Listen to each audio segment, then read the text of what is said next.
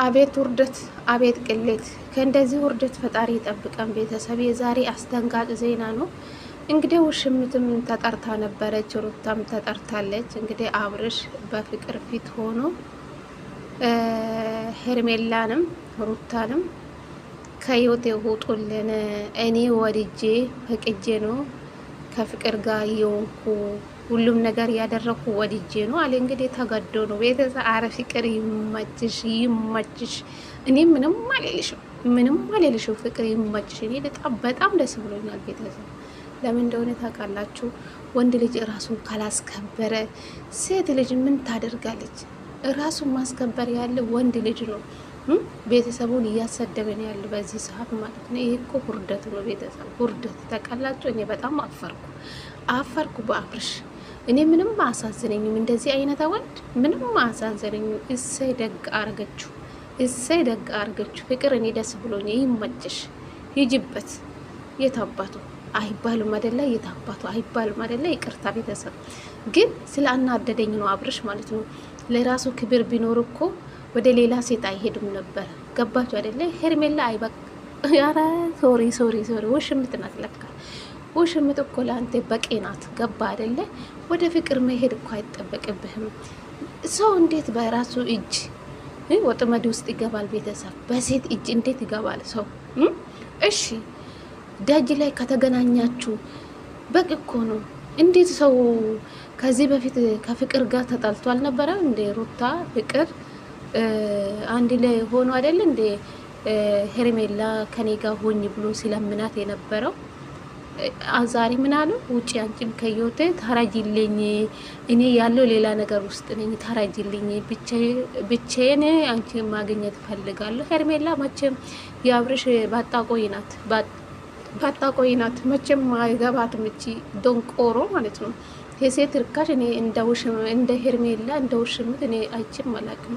ወንድ ልጅ አንቺ ቆይ ባጣቆይንሽ፣ የሱ ባጣቆይንሽ፣ ሲፈልግ ሂጂ፣ ሲፈልግ ነይ፣ ሲፈልግ ሂጂ፣ ሲፈልግ ነይ። አረ በፈጣሪ እኔ ላንቺ አፈርኩ። ሰላም ጤና ይስጥልኝ። ውድና የተከበራችሁ የቻናሌ ቤተሰቦች እንዴት ናችሁ? ልኝ ደህና ናችሁ? እኔ ደህና ነኝ እግዚአብሔር ይመስገን ብያለሁ። የኔ ውዶች፣ የኔ እንቆች እንግዲህ ከች ብዬላቸው መጥቻለሁ። ዛሬ ፍቅር እንግዲህ ቤቢዬ የኔ ፍቅር ማለት ጀምራለች። ግንባሬ ሳመኝ፣ ጉንጬን ሳመኝ ያለች እንግዲህ አብርሽ የሆነ በቃ ተገዶ እንዳለ ተረዱ ጋይስ። ደግ እሴ በራሱ እጁ ነው እዚህ ነገር ውስጥ የገባ በራስ እጅ። ፍቅር ፈለጋ የርቅ ራስ ወዳ ፈቅዳ እስከመጣ ድረስ ምንም ማድረግ አይቻልም። እኔ አንዳንድ ሰዎች ለአብርሽ የምታዝኑ እናንተ እጅሎች ናችሁ። ለምንድን ነው የምታዝኑ? ራሱ ወዶ ፈቅዶ እስከመጣ ድረስ ለምንድን ነው የምታዝኑ? ራሱ እኮ ነው ራሱ ነው። ሰው ከአንድ አይማርም እንዴ? ከአንድ አይማርም? ከመጀመሪያ አይማርም? ለምን ሁለተኛ ጊዜ ሲታት? አረ በጣም ያሳፍራል። ማርያም በጣም ያሳፍራል። ይሄ የወንድ አልጫ ለትዳርም በቁ አይደለም። ምን አይታችሁ እንደምትወዱ እኔ ግራ ይገባኛል። እውነቴን ነው የምላችሁ። ይሄ አሁን ወንድ ነው ብላችሁ ለትዳር ይሆናል ብላችሁ ነው የምትመኙ። አብርሽን ጌታን ነው የምላችሁ። እስኪ ሴቶቹ ንገሩ። ሩታ በቃ እኮ አውቃ ነው የምትመጣው እንጂ አብርሽ እንደማትፈልግ እኮ ፊቷ ላይ ያስታውቃል። ቤተሰብ በቃ እነሱ የሚፈልጉ እኔ እንደተረዱ ማለት ነው። ቤተሰብ በቃ አብርሽና ሄርሜላን ለመለያየት ነው ይሄ ነገር የተሰራ ይመስለኛል። ኧረ ሩታ ጋም ጥርጣሬ ይኖራል ብዬ አስባለሁ። ወይም ልትኖር ትችላለች ወይም ማትኖርም ትችላለች። አላቅም ብቻ እና አላቅም። እቺ ውሽምት መቼ እንደሚገባት አላቅም። ቤተሰብ የሚገባት ሴት አይደለችም። የአብርሽ ባጣቆይ ናት። አሁንም ትፈልጋለች። ቤተሰብ ተስፋ አልቆረጠችም። ይሄ ቆንጆ ሰውነት ይዛ ካላብርሽ ወንድ የለም እንዴ? ቤተሰብ ምን ነው አንቺ እስኪ እንደ ማርታ ቆፍጠን በይ ሄርሜላ ማለት ነው። አትለመኝ ተይ። ብዙዎች ወንድ እኮ ይፈልግሻል። ለምንድን ነው የምትለምኝ? ወንድ ልጅም ማለት ነው ስንት ጊዜ ይቅርታ አድርጎልሽ፣ ስንት ጊዜ ይቅርታ ትቀበላለሽ። ውጪልኝ ይላል፣ ትቀበላለች። ሂጂልኝ በቃ ነይ፣ ስትፈልግ ትመጣለች፣ ስትፈልግ ውጣ ይላታል፣ ስትፈልግ ትቀበላል። አረ አንቺ ባታቆይ ነሽ፣ እንደ ሴት ክብር የለሽም፣ አንቺ እንደ ሴት ክብር የለሽም። ስለዚህ ትላንትና ስለ ክብር ስታወሪን ላንቺ አፈርኩ ማለት ነው። አንቺ ነሽ ክብር የለሽም፣ አንቺ ክብር የለሽም ለራስሽ። ስለ ክብር አታወሪ ሄርሜላ ማለት ነው። አንቺ ርካሽ ሴት እየሆነሽ። ስለዚህ ፍቅርዬ ይመችሽ፣ ይመችሽ። እስከ አንቺ ጋር እስከ መጣ ድረስ ምንም ማድረግ አይቻልም። ሰው እኮ ከጥፋቱ ይማራል። ይሄ መቼም አይማርም። ሰው እንዴት ያምናል? እንዴት ሰው በሴት እጅ ይገባል? አብርሽ ምስኪን ተገዶ ነው አትበሉ ጋይስ። ራሱ ወዶ ፈቅዶ ነው ወደ ፍቅር ህይወት የመጣ ማለት ነው። ፍቅር እሱ ጋር አልሄደችም። ፕሮግራም ላይ ከተገናኙሽ አንድ ላይ ከበሉ ከጠጡ ሮም ቤት ለምን አስፈለገ? ለምን ሄደ? ለምን ከሱ ጋር ተኛ? ለምን ከፍቅር ጋር ሄዶ ተኛ? ባይተኛ እኮ ይህ ሁሉ አይፈጠሩም። ቤተሰብ እራሱ ፈቅዶ ወዶ መኪና ውስጥ እየተሳሳሙ ምን እየተደረገ ከንፈር እየተሳሳሙ ሲላላጡ የነበረ ሰውዬ እንዴት ሰው እራሱ እንዴት እዚህ ጋር ሌላ ፍቅረኛ ይዞ ከፍቅር ጋር ደግሞ ሌላ ታሪክ እየሰራ ይሄ ጥሩ አይደለም እኮ ቤተሰብ። ለራሱ መዘዝ ጥሩ አይመጣም። ገባችሁ አይደለም? በራሱ ጥፋት እኮ ነው እዚህ ነገር ውስጥ የገባ አብርሽ ማለት ነው። እኔ ፍቅር ላይ አልፈርድም። ፍቅር ጥፋተኛ አይደለችም። ራሱ አብርሽ የራሱ ጥፋተኛ ነው። አብርሽ አሳዘነኝ ምናምን የምትሉ የአብርሽ በጎች አላችሁ። ፍቅር የምትሳደቡ ሰዎች ገደል ግቡሽ። ፍቅር ምን አትሳደቡ። ከቻላችሁ አብርሽ ሲደቡ። እሱ ድንጋይ እንጃ ሰው አይደለም እንዴ? ድንጋይ እኮ ሲወረወር እኮ ይሰበራል። እሱ እኮ ምንም የሚሰማ ሰው አይደለም። ጌታን ነው የምላችሁ። ይመከራል። ምን የመሰለ ትዳሩን ትቶ ልጅና ሚስቱን ትቶ አይደለ ወደ ሌላ ሴት ሄደ። ይሄ ታዲያ ለትዳር ይሆናል ብላችሁ ታምናላችሁ? እዚህ ጋር እንግዲህ ሄርሜላ የአብርሽ ፍቅረኛ ናት።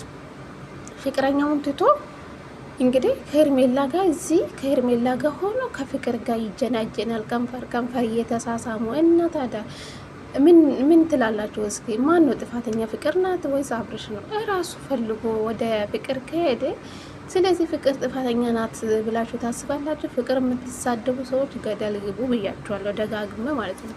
ደግ አረገች። እኔ በጣም የተደሰትኩ ቤተሰብ፣ እኔ ደስተኛ ነኝ። አብርሽ እንደዚህ ሆኖ ስለመጣ ደስ ብሎኛል። የራቆት ቪዲዮ የፎቶ ቪዲዮ የራቆት ቪዲዮ እና ፎቶን የተያዘበት ለዛ አስፈራርታ ነው። ፍቅር ከኔ ጋር ነው መሆን ያለበት፣ ቁርጥን ንገራ፣ ሁለተኛ እኔ አጠገብ እንዳትመጡ ብለና ንገራቸው አለች። ፍቅር ማለት አስረግጣ ማለት ነው።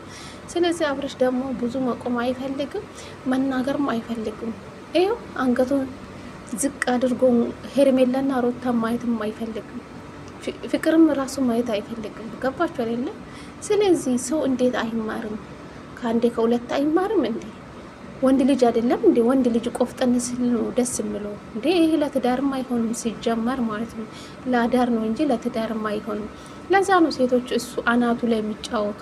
ኧረ አብርሽ ገና የእጅግ ታገኛለህ። በራስ ጊዜ የተዋረርክ ያለው ማለት ነው። ቤተሰቦቹን እያሰደብከን ያለው ለራስ ክብር አጣውልህ።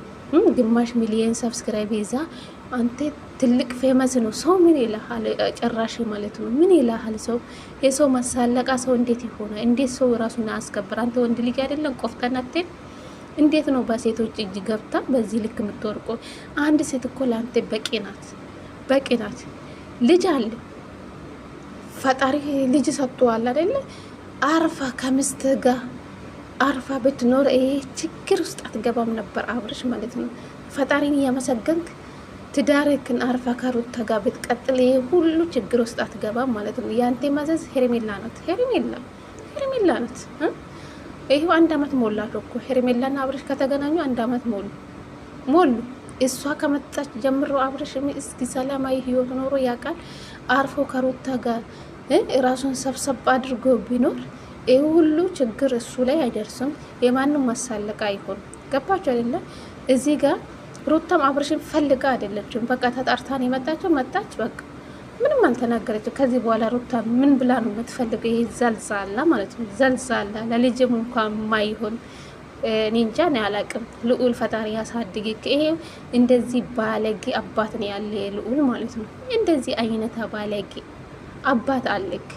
ከእንደዚህ አባት ባትወለድ ልዑል እውነት እግዚአብሔርን በጣም ውስጤ ያመኛል። ይህ ህፃን ልጅ ምስኪን በእናንተ ባይወለድ ደስ ስል ነበር።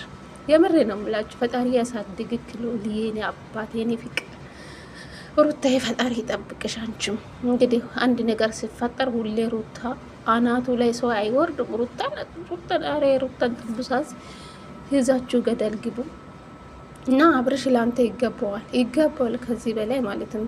አንተ ራስን ብታስከብር ለሚስት ክብር ቢኖር እዚህ ነገር ውስጥ ትገባለህ? አትገባም።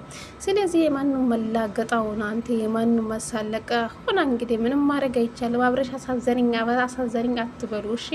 ምድር በጉላ ምን ያሳዝናል? ራሱ ፈቅዶ ወዶ እስከ ሄደ ድረስ ምን ያሳዝናል? በራሱ እጅ እኮ ነው ወጥመድ ውስጥ የገባ። ገባቸው አይደለ? እንደዚህ አይነት ወንድ ያሳዝናቸዋል እንዴ? ይዘልዛላ ለትዳር ማይሆን ለልጁ እንኳን ማይሆን ወንድ እኔ እንጃ አላቅም። ይሄ እነ ተንቢ ቤተሰብ ቢወጣው አብርሽ በስማ በነጽና በተንቢ እጅ ነው የምር የሆነ ነገር የሚሆነው ማለት ነው። ስለዚህ የአብርሽ ቤተሰብ ስርዓት የላቸው። ስርዓት ቢኖራቸው ይሄ ልጅ እንደዚህ ደረጃ ላይ አይደርሱም። ከመጀመሪያች ልጅ ሄርሜላ የምትባለው ወደ እሱ ህይወት ስትመጣ በዛ ሰዓት እሱ ቢቆነጥጡ ይሄ ልጅ እዚህ ደረጃ ላይ አይደርሱም ነበረ። ስለዚህ ከቤተሰብ ነው። ገባችሁ አይደለ? ስለዚህ አብርሽን ምንም ማሳዘነኝ እኔ ደስ ብሎኝ እሰይ ፍቅር ይመችሽ፣ የኔ ቆንጆ፣ የኔ ቀበጥ፣ የሚዲያ አቃጣይ ይመችሽ። እኔ ደስ ብሎኛል። ቤተሰብ እኔ ምንም ማለት ነው ለፍቅር ማለት ጎሽ ደቅ አረገችው።